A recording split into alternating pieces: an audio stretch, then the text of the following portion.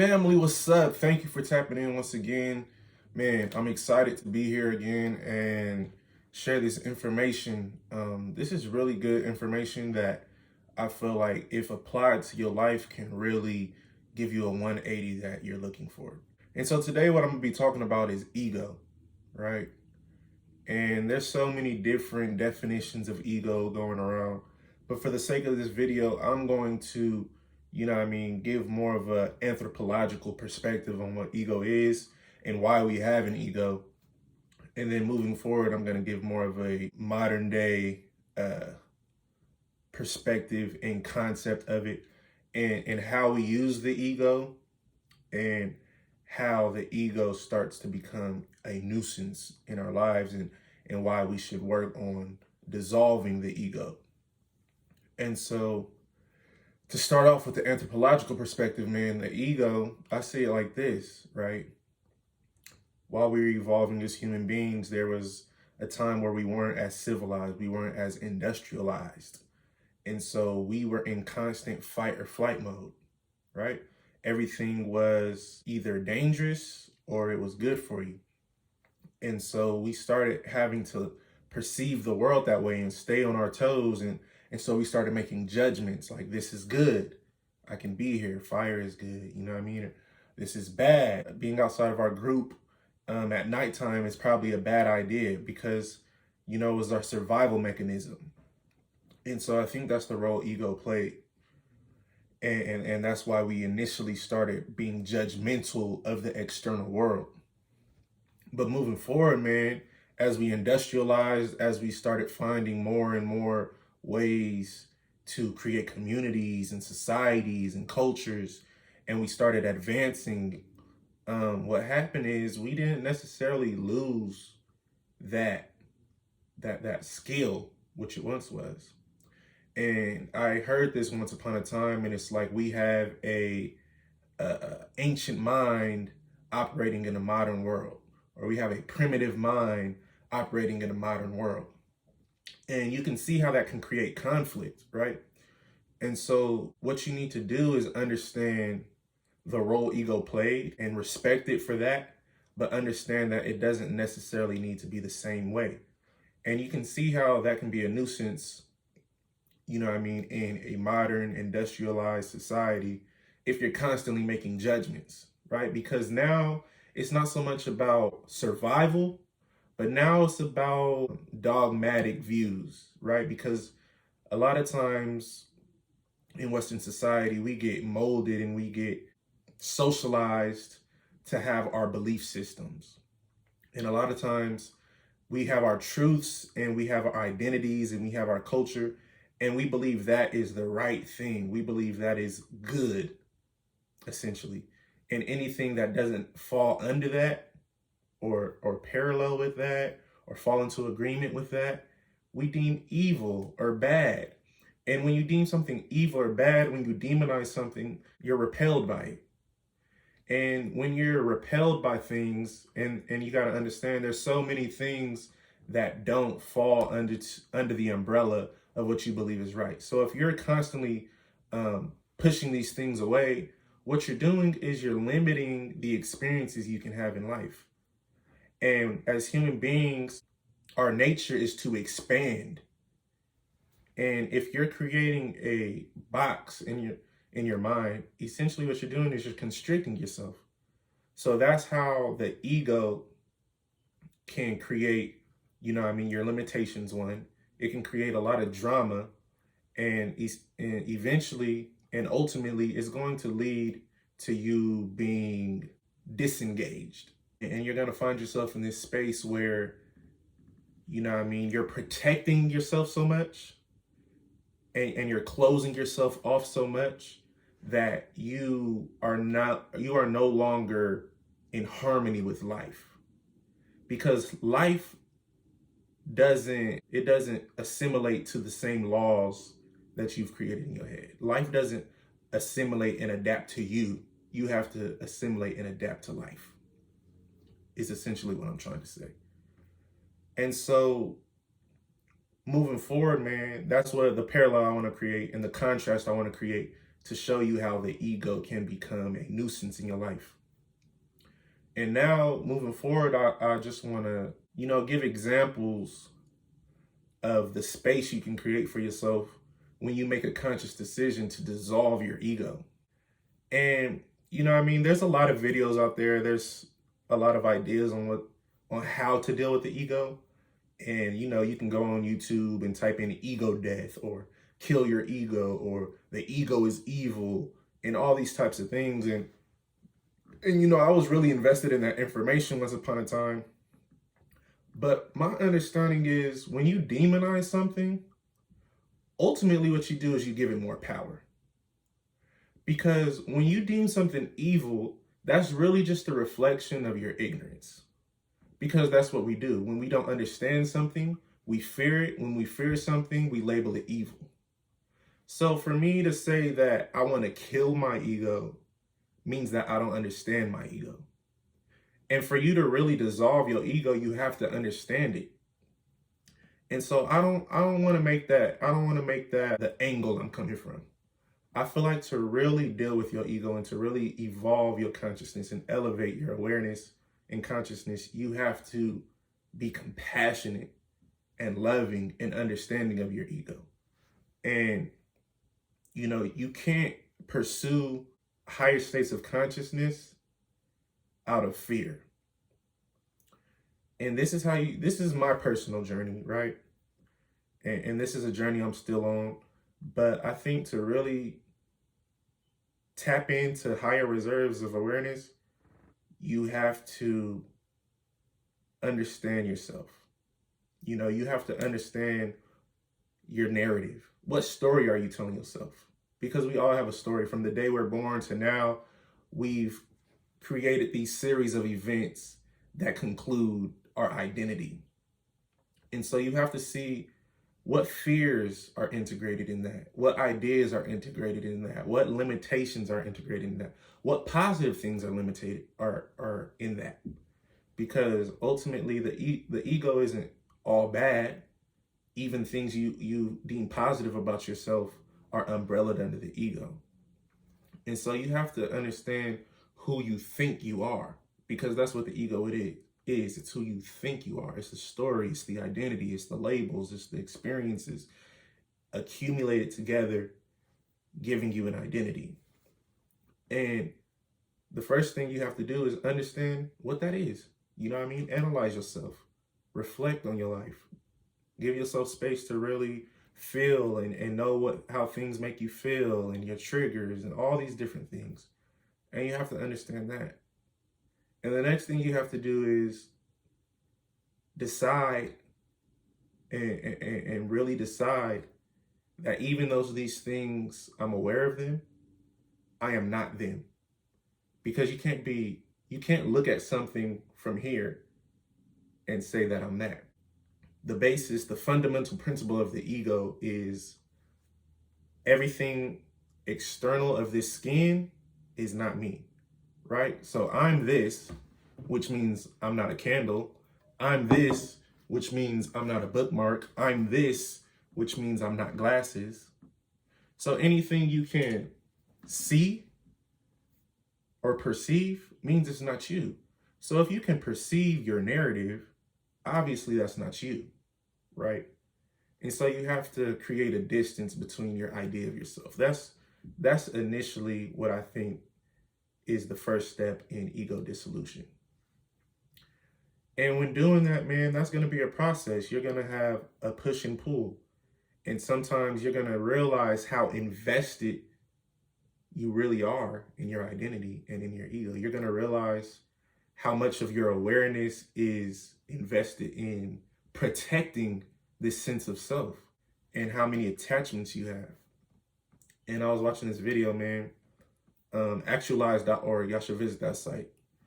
I was watching this video and he told you to do an experiment.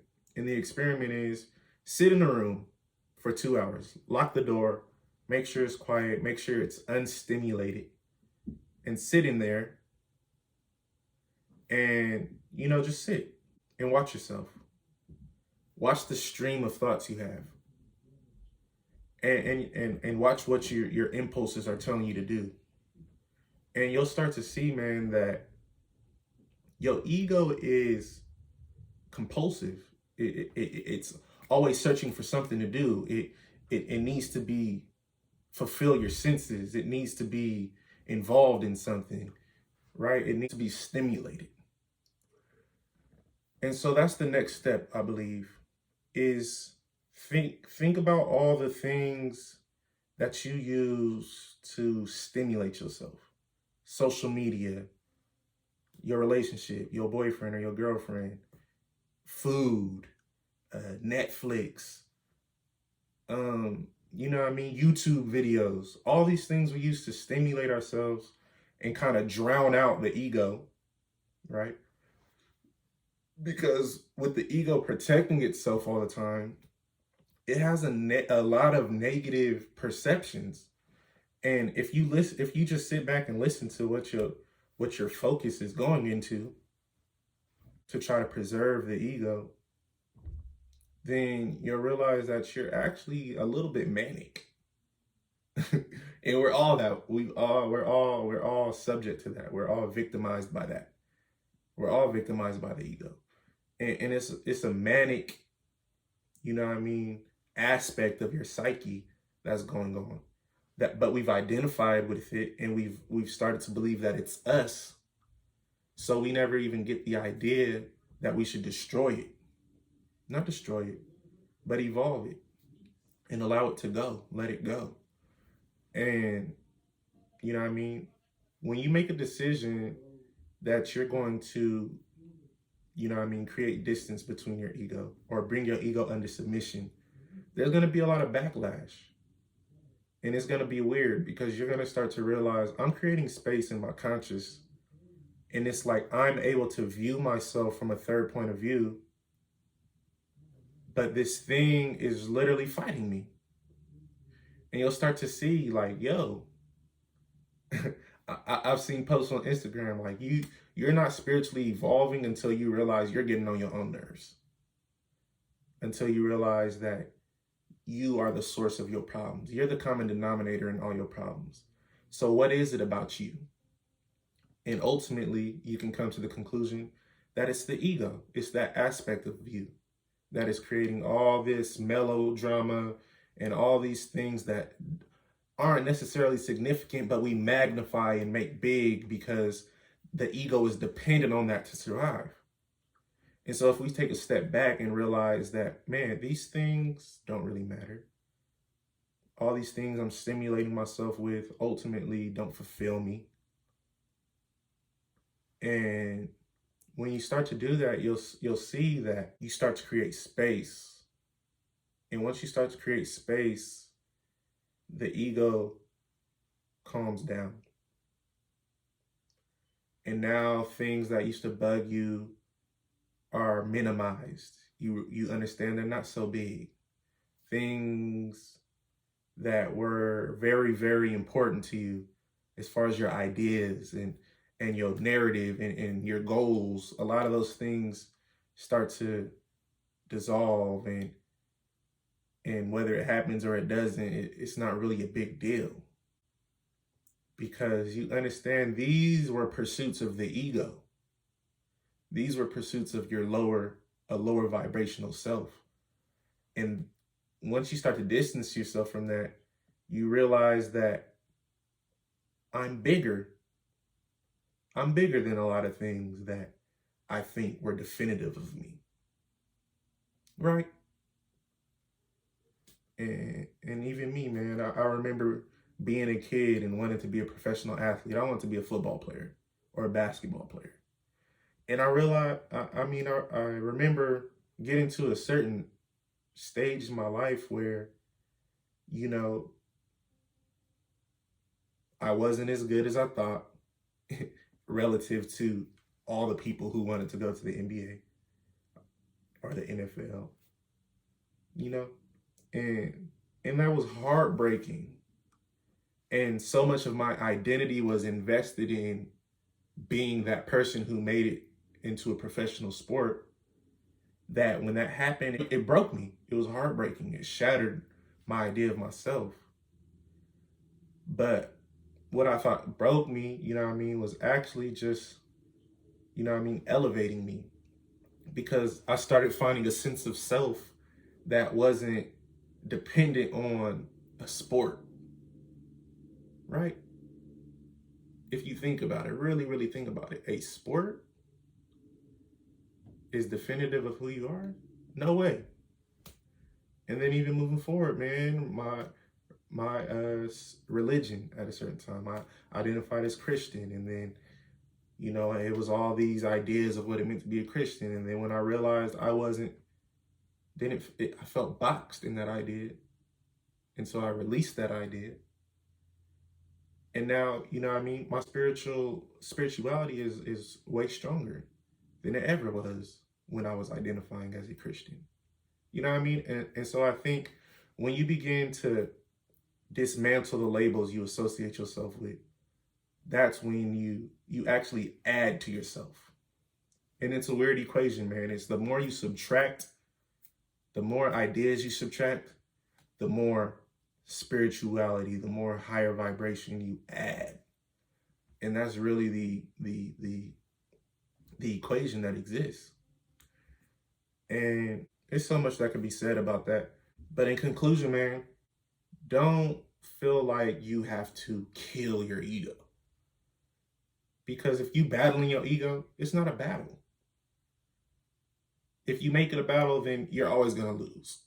What you have to do is you have to create space and observe. Yo, what do I do on a daily basis? Watch this person, yourself, you. Watch yourself. What's the saying? Check yourself before you wreck yourself. Literally. Check yourself out. Because if you constantly invested in it and you like feeling like, yo, what's the ego saying? The ego saying, just for an example, the ego's going to say, man, I want to go out and party tonight. The ego going to say, I want to go out and party tonight. But you know what I mean? Your higher self, or the aspect of you that's a little bit more foresighted, is going to say, you know, that sounds fun, but you got an exam in the morning, your final. If you don't pass this, you don't graduate. The ego going to say, man, I'm stressed out. It's been a long week. Who cares if we don't pass? You know what I mean? It's just going to be, I'm living for the moment. I'm right here, right now. The higher self going to say, whatever. Because the higher self doesn't argue with a dummy. That's what Bruce Lee said, man. Never argue with a dummy. Whatever, if you think you're right, you're right. It's not about to keep trying to persuade you. It doesn't get into that battle. And you gotta understand, you have an aspect of you that's a dummy. It's actually dumb. And so you can't argue with it. You gotta give it space. But eventually, you know what I mean, you're gonna see, all right, you allowed it to do what it did, and now you all woozy-goosey on your test day, and you fail the test. And so it's like, man, if I wasn't so identified with that, if that wasn't leading my life, my ego, then I would have been able to make a bigger stride toward whatever it is I'm moving toward. And so ultimately what I'm saying is, you can't battle the ego. You have to analyze the ego and create space from it. And you know what I mean? Do what you know is right, because instinctively, you know what you need to do. You know how to operate at your highest capacity. It's instinctual. But the ego has a different agenda. And if you listen to that agenda, you're going to lead yourself astray. And so just do what you know is the right thing to do for yourself. And the ego going to have all types of stories for you. It's going, why are you doing that, man? This is over here. We should be doing this. What if this happens? What if that happens? You know, that happened last time. You know what I mean? It's just a nuisance. But as long as you keep doing what you're doing, the ego will start to realize, all right, I'm losing power. That's not to say it's going to shut up. That's not to say that it's going to stop trying. It's going to try till the wheels fall off. But the wheels are going to fall off. And that's what you got to understand. The wheels are going to fall off. But it's not going to happen overnight. This is a process. This, for a lot of people, you know what I mean? This is lifelong. But the where they end up at is worth it. And then it gets to the point where it's like, yo, the ego could be speaking, talking, la, la, la, la, la, la, la. But it's background noise now. Opposed to when it was in the forefront and you was really like, listening to it, it's background noise now. And I could deal with background noise. And so, man, that's it. That's all I really wanted to say. Thank you once again for tapping in. My name is Prynce Teflon. Like, comment, subscribe. I'm going to keep coming with more content. And, yo, email me. Let me know what y'all want to hear. Let me know what y'all want, what kind of content you want covered, because I'm here to serve once again. So I want to spread light on whatever it is people are interested in. And that's it, man. Peace. I'm the premonition of my predecessors, preordained rap professor, self-proclaimed factor dresser. I refrain from trap endeavors, rather hop on tracks and bless you. These artificial cats are selfish.